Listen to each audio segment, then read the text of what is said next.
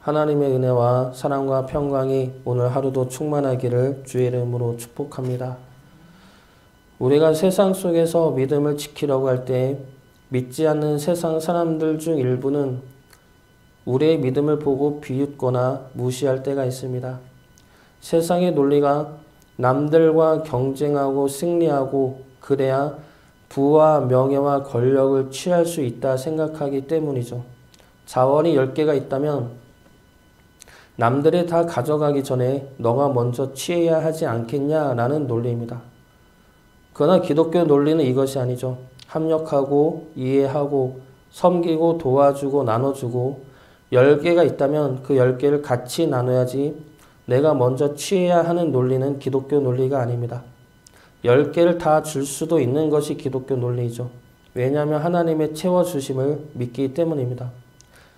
그래서 우리가 세상 속에서 기독교 신앙과 믿음으로 세상을 살려고 하면 반대가 심할 수가 있습니다. 반대까지는 아니더라도 공감해 주거나 도와주지는 않을 경우가 많습니다. 믿는 이들 안에서도 마찬가지이죠. 우리의 믿음을 폄하하거나 비웃을 때가 있습니다. 그런 그들 앞에 우리의 믿음을 어떻게 증명할 수가 있겠습니까? 오늘 본문의 말씀은 모세의 장인인 이드로가 모세의 아내와 아들을 데리고 모세를 찾아오는 내용의 말씀입니다. 모세를 찾아와 모세의 이야기를 들은 장인 이드로는 하나님을 찬양하며 하나님 앞에서 예배를 드립니다.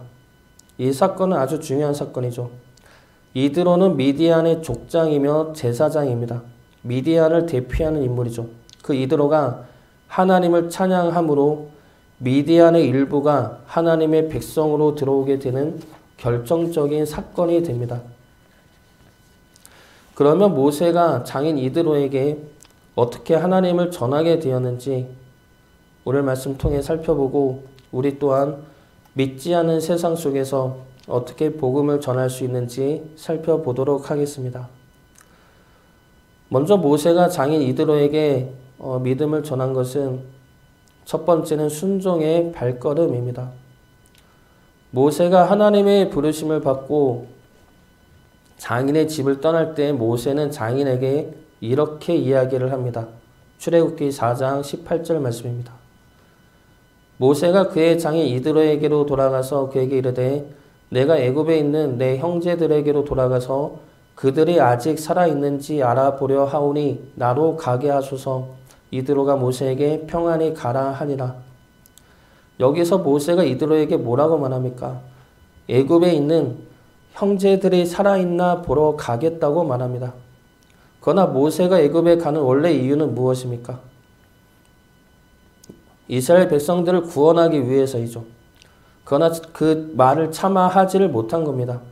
내가 이스라엘 민족들을 구원해내기 위해 애굽에 다녀오겠습니다. 이 말을 하면 장인 이드로가 보내주겠습니까? 걱정하겠죠. 내 사위 모세가 드디어 미쳤구나 걱정하고 안 보냈을 것입니다. 모세도 이러한 하나님의 말씀을 전하면 당연히 안 믿을 줄 알고 이렇게 말한 것이죠. 이것은 약간 사실은 부족한 믿음입니다. 하나님 말씀대로 이야기를 해도 모세는 갈 수 있었을 것입니다. 하나님이 어떻게든 역사하셔서 보내게 하셨을 것입니다. 그래도 인간적으로는 모세가 이렇게 말을 할 수밖에 없었다는 것은 너무나 공감이 되죠. 그러나 중요한 것은 그럼에도 불구하고 모세는 애굽으로 떠났다는 겁니다. 모세 스스로도 확신할 수 없었고 다른 사람들을 설득할 자신도 그런 믿음도 이때까지는 없었습니다. 그럼에도 불구하고 모세는 떠납니다. 그럼에도 불구하고 모세는 애굽으로 떠나죠. 이것이 순종의 발걸음이라는 것입니다. 그리고 그 순종의 발걸음을 걸어갈 때 하나님은 그 길에 함께 하시어 역사하심을 드러내십니다. 우리가 믿음의 선택을 하고 결단을 할 때 주변 사람들이 말릴 수가 있습니다. 주변 사람들이 어리석다고 현실을 모른다고 비웃을 수도 있습니다. 그런 사람들을 우리는 이해시키거나 설득시킬 자신이 없죠. 중요한 것은 그럼에도 불구하고 우리가 순종의 발걸음을 걸을 수 있느냐라는 겁니다. 주변 사람들이 말리고 내 스스로도 불안하고 확신이 서지 않아도 하나님의 뜻이라 생각된다면, 하나님의 뜻이 맞다면 일단 순종의 발걸음을 걸어가는 것이 중요합니다. 그래야 그 길 위에 하나님이 함께 하시기 때문입니다. 모세는 순종의 발걸음을 걷고 하나님의 놀라우신 역사를 보고 경험합니다. 그리고 그 이야기를 장인 이드로에게 전합니다. 이것이 복음을 전하는 두 번째 순서인 하나님만을 증언하는 것입니다. 모세는 자신을 찾아온 이드로에게 하나님의 역사하심을 이야기합니다. 8절 말씀 보겠습니다. 모세가 여호와께서 이스라엘을 위하여 바로와 애굽 사람에게 행하신 모든 일과 길에서 그들이 당한 모든 고난과 여호와께서 그들을 구원하신 일을 다 그 장인에게 말하매,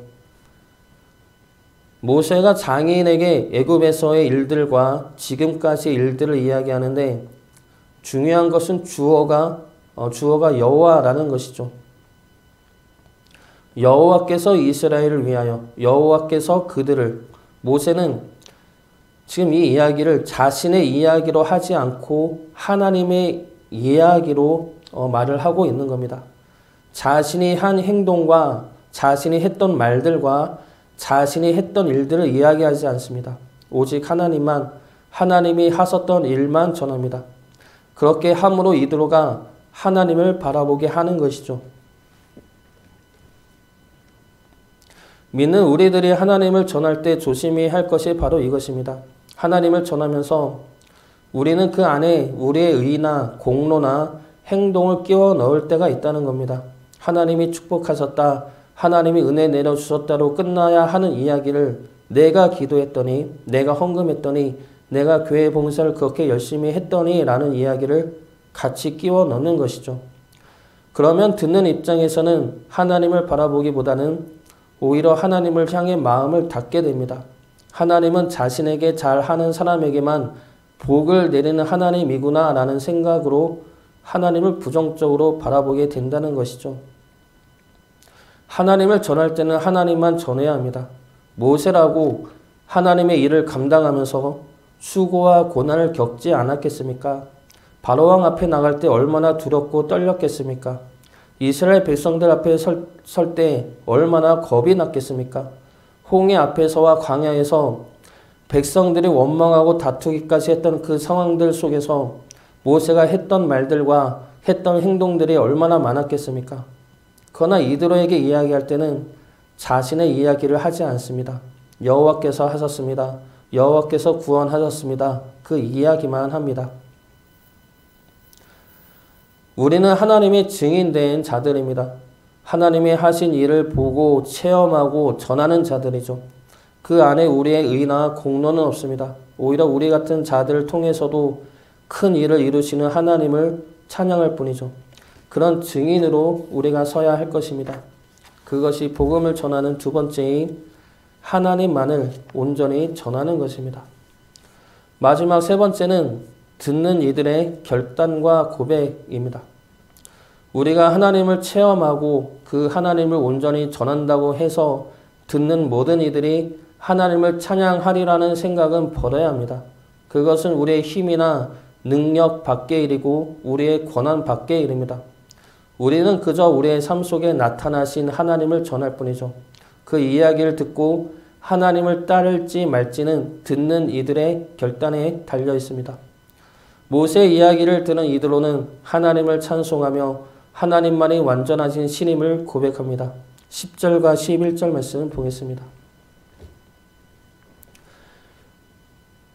이드로가 이르되 여호와를 찬송하리로다. 너희를 애굽 사람의 손에서와 바로의 손에서 건져내시고 백성을 애굽 사람의 손 아래에서 건지셨도다. 이제 내가 알았도다. 여호와는 모든 신보다 크심으로 이스라엘에게 교만하게 행하는 그들을 이기셨도다 하고, 이드로가 고백합니다. 이제 내가 알았도다. 이 말은 이드로의 고백이죠. 모세를 찾아왔을 때 이드로는 하나님에 대한 이야기를 들었을 것입니다. 애굽에서 행한 그 모든 일들과 광야에서의 일들과 아말렉과의 전쟁에서 이긴 이야기들을 들었을 것입니다. 듣고 알았을 것이죠. 그러나 그 이야기를 들었을 때는 그냥 그런 하나님, 나와는 상관이 없는 하나님, 그 역사와 구원이 나와 상관없는 하나님으로 들었을 것입니다. 그러나 모세를 통해 하나님의 역사하심과 구원하심을 듣고 경험하였을 때 그 하나님은 나의 하나님이 된 것이죠.